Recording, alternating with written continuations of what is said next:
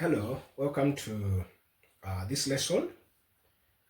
We are going to talk about friction. In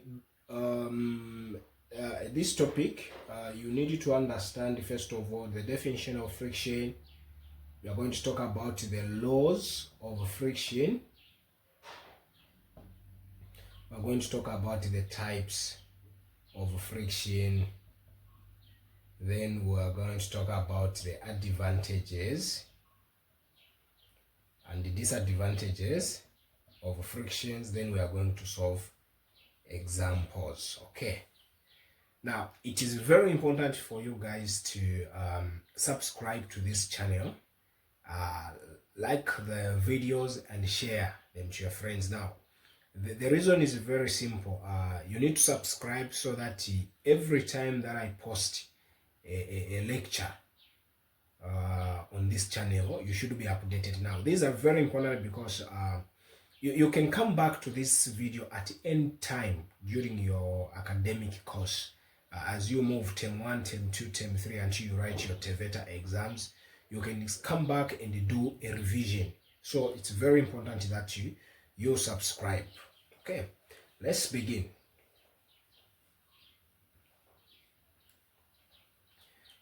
Friction force is defined as a force that opposes a relative motion between surfaces. Okay, it's defined as a force that opposes relative motion between surfaces that are, let me include this one, that are in sliding contact. Now it's very important for you to write these notes in your books. Friction force is defined as a force that opposes relative motion between surfaces that are in sliding contact. Now these surfaces must be mentioned. They can be two or more. Okay, now what do we mean? Let's try to make sense of what. Let's have this box which weighs 2 kg and it's resting on a floor. Okay, it's resting on a floor. Now I'm going to pull this box this way by a force which we can now just assume to be, if I push this box, I pull this box going this way, I know that motion is going to go in this direction. This is the direction of motion.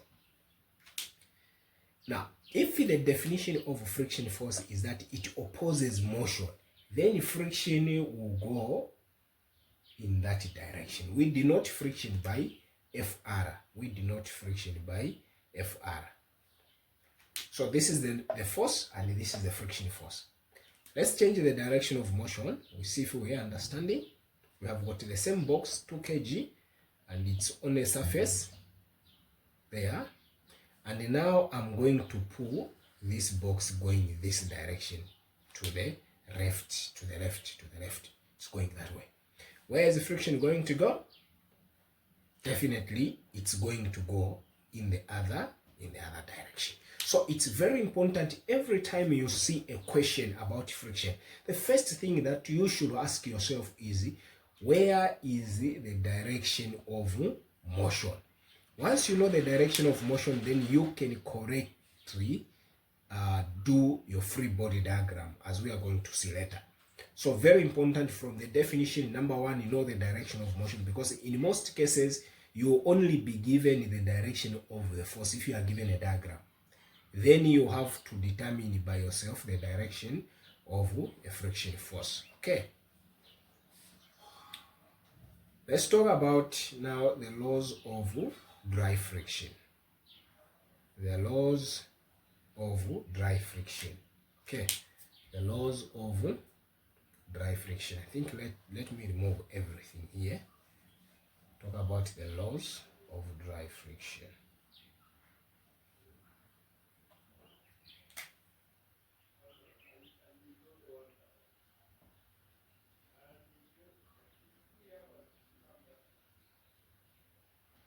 Number one, we already said friction opposes the direction of motion.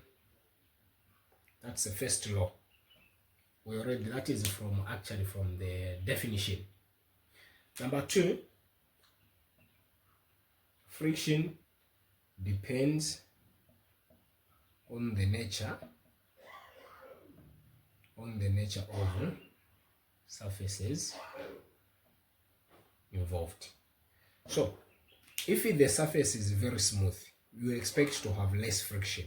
If the surface is very rough, you are going to expect more friction. That's law number two. Law number three is friction is proportional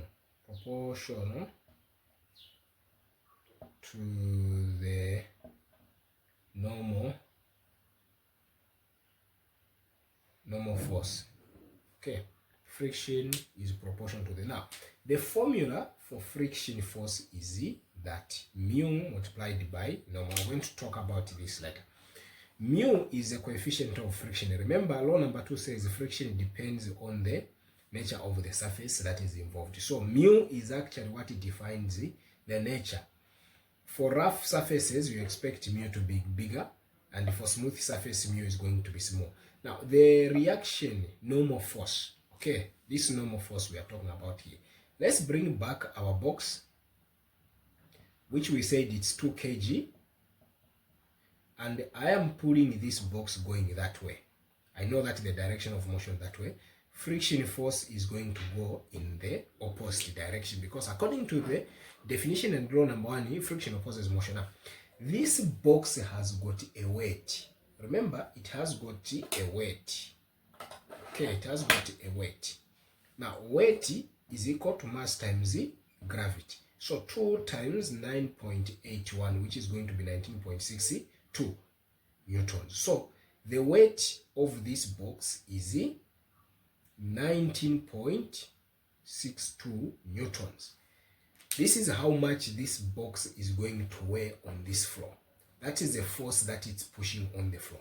Now the floor is going to push the same amount of weight upwards, and it's going to be like that. Now this upward force is what we call the normal. So when you are seated on that table, your weight is going direct on the table or on the chair, and in the chair it's going to push you upwards with the same weight that you are putting on it. And what the chair is pushing upwards is what we call the normal force. Therefore, we usually represent the normal force on the freeboard diagram like that, not here. Alright, but it doesn't matter if you put it here, it's still okay. You put it there, it's still okay, except for some special cases. So when we are calculating friction, we are going to say friction force is equal to mu. It's an experimentally determined figure for different surfaces. You will always be given, or maybe you are told to find it. Then the normal is what you are going to have. So in this case, the normal is the same as the weight, only that the weight is going downwards and the normal is going upwards. So that is what we mean when we say friction is proportional to the normal force. Okay.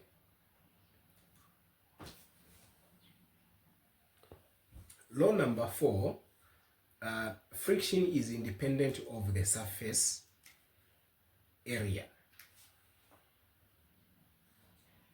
Friction is independent, or it's not dependent on the surface area. Now, don't mix this one with the other one we stated on it, where we said friction is dependent on the nature of the surface. We didn't say on the nature of the surface area, we said the nature of the surface, where we talked about the coefficient of friction. Then in number 5, we are going to say, I think this should be the last one that we are going to discuss. 4 should be enough from the subject point of view. Right, so friction,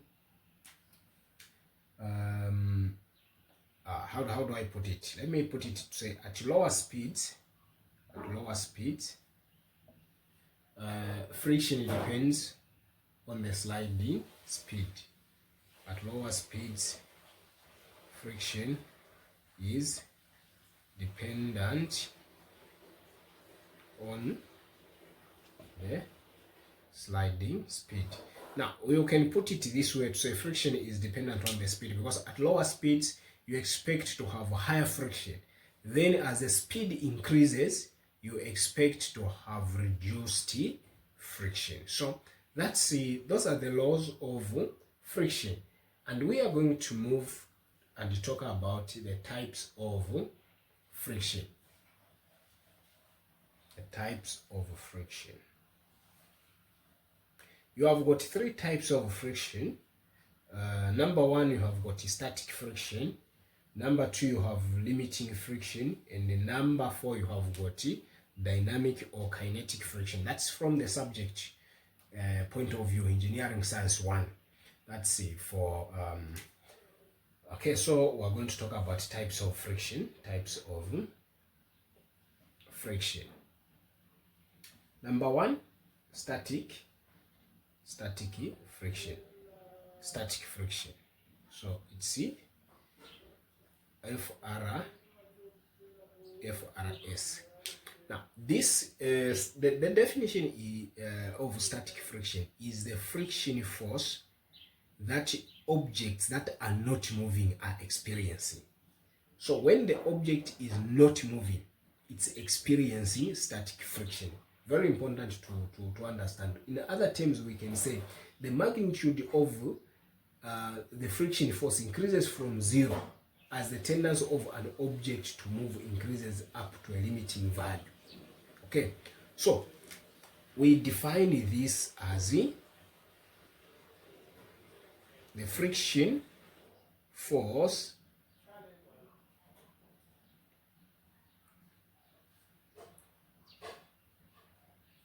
experienced by objects that are not moving. Okay. Number two. Now, before we move even to number two, the second type of friction, what we are saying here is a static friction is what prevents object from moving. If I'm trying to pull this phone, remember is at rest. What kind of friction is it experiencing? Static friction. Now, what prevents this phone from moving is a static friction. Okay, let's put it there. I'm going to use it later. Number two, we are going to talk about limiting friction. Now, limiting friction, this is the maximum static friction. All right. It is, you can also define it as the friction force objects experience just before they move. Let's bring back our phone. I have got this phone, it's at rest. Okay, definitely it's experiencing static friction. Now, as I begin to pull this phone, I'm moving this direction. That's the direction of force, meaning friction is going this way. I'm pulling this phone, I want to pull. There's a point just before it moves. Static friction there becomes maximum. Once I break it off, then the object is set in motion. So remember, static friction, it's at rest. Just before it moves, limiting friction. Then when it begins to move, it's experiencing kinetic friction. So number three, we have kinetic friction. Some people call it dynamic. It doesn't really matter. Friction force experienced by objects in motion. Okay, so you really need to know this. Now I should mention one thing. Remember, when we talked about Newton's law of motion, force is equal to mass times the acceleration, okay? Acceleration here, under static friction and limiting friction, is 0. Don't forget that. So always analyze the question. Does the question involve an object that is moving, or that is just about to move, or that is moving? Okay, does the question involve the object that is at rest, or that is just about to move, or that is moving? When the object is moving, acceleration has got a value, it's there. When the object is just about to move, acceleration is 0 because it's not moving. When the object is also at rest, acceleration is equal to 0. So you are going to have force minus friction force is equal to ma. As long as the object is on these two, acceleration is going to be 0, meaning everything this side is going to be 0. Now let's move on and talk about the advantages and disadvantages of friction. Then we are going to solve some questions. Okay, we begin with the advantages. Okay, number 1. What do you think could be the advantages of friction? Okay, so number 1, friction facilitates gripping of objects. Friction facilitates grip. Okay, so without friction, things would just slide. So look at this. This is a marker that I have in my hand. As long as there is no friction between the palm and the marker, this marker will slide in. So it's a friction that facilitates grip. Okay, number 2, friction facilitates motion. Imagine what happens when a car passes through a mud road. The tires begin just to slide without moving, meaning there is very less friction between the tires and the mud. So what facilitates motion between the car tires and the road is actually friction. Right, so we need to know that. Okay, so the other one that we can talk about is friction holds screws and the nuts in their place. So when you put a screw in a surface, it's friction that's actually going to hold it. Very important. Then in number 4, we can talk about friction facilitates braking.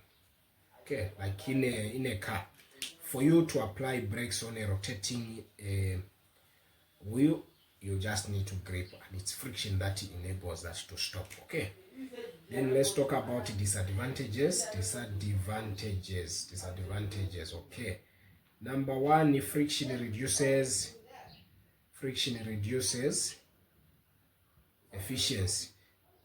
Okay, what do we mean? When there is friction, for example, there is generation of heat. If I rub the palms of my hand, actually, because of friction, I generate heat. Now, in machinery, that is power loss, meaning it reduces efficiency. Okay. Number 2, friction causes wear and tear. Okay, we will not so much explain, but if I do this, definitely there is some tearing and wear that is happening microscopically. Okay, then heat generation also consumes power. So it's very important that you understand all these things. We have talked about the definition of friction. We have talked about the laws of friction. We have talked about the types of frictions. We have talked about the advantages and disadvantages of friction. Let me see you in the next lecture, and please subscribe, because we do not want to go to the class and announce every time we have uploaded a new video. But once you subscribe, once the video is uploaded and you're a subscriber, you'll be notified. You also like the video and share it to your friends so that we can catch up on time and do the correct thing always. See you.